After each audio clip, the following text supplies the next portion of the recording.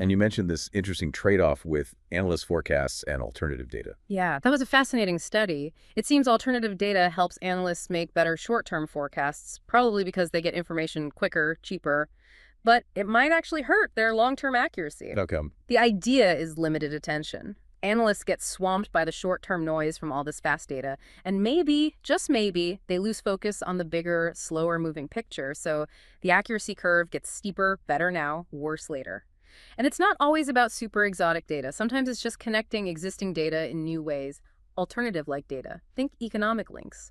Like supply chains. Exactly. Supply chains, shared customers, industry relationships. If firm A is a major supplier to firm B, news about firm A should affect firm B, right? But maybe investors don't react instantly. This creates lead lag effects.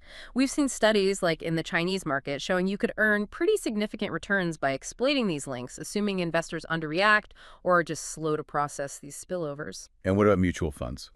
Right, mutual fund implied information. Two main types. First, just looking at what funds hold.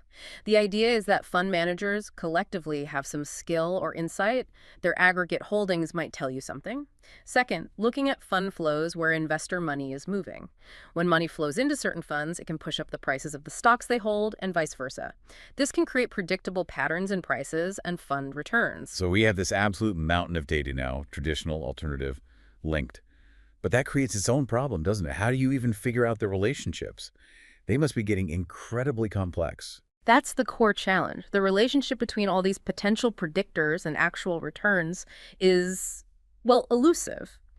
We don't know the true model for valuing a stock. We don't know exactly how investors use all this information. Which leads to muddle uncertainty. Precisely. Some research suggests that basically all these hundreds of factors might have some chance of being in the true model. There isn't one single perfect specification waiting to be found.